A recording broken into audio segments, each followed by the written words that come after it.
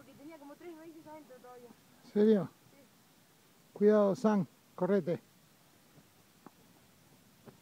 ¿Podés, Loren? Sí.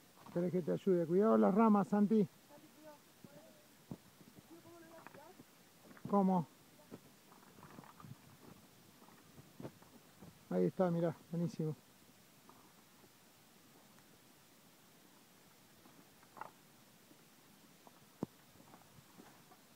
Listo. Último, ¿eh?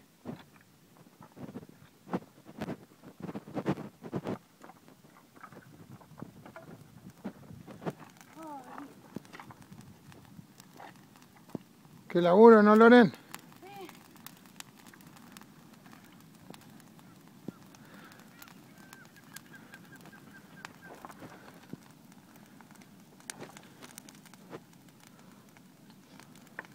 Mirá cómo prendió.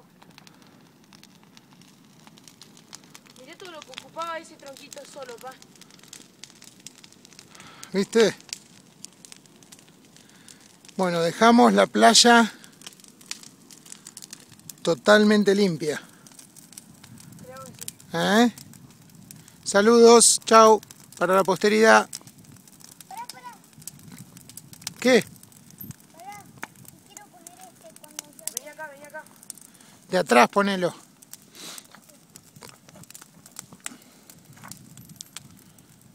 Fuerza. Perfecto. ¿Pa? ¿Qué? ¿No sacas una foto de a Loren como atrás del fuego? Sí.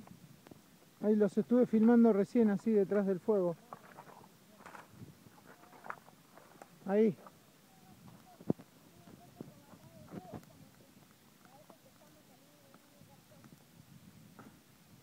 Para la posteridad. ¿Para qué? Para la posteridad. ¿Qué?